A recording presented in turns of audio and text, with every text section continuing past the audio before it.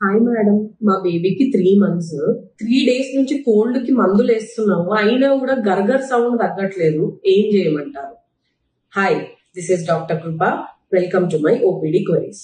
So గర్గర్ sound కి cold కి సంబంధం లేదు. ఈ ఏజ్ లో గర్గర్ సౌండ్ అనేది కామన్. ఎందుకు వస్తుంది అంటే వీళ్ళకి ఊపిరితిత్తులోకి వెళ్ళే ట్యూబ్స్ చాలా సాఫ్ట్ గా నారోగా ఉంటాయి అన్నమాట బేబీస్ కి. అండ్ లారింగ్స్ అంటే వాయిస్ బాక్స్, అందులో ఉన్న మజిల్స్ కూడా చాలా సాఫ్ట్ గా ఉండడం వల్ల గాలి వెళ్ళినప్పుడు బయటికి వచ్చినప్పుడు ఆ గర్గర్ శబ్దం అనేది వస్తుంది.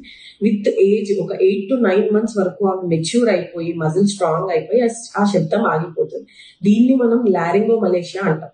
సో ఆ శబ్దం ఆగిపోయిన తర్వాత ఆటోమేటిక్ గా సౌండ్ తగ్గిపోతుంది. సో గర్గర్ శబ్దానికి పెద్ద కంగారు పడాల్సిన అవసరం లేదు.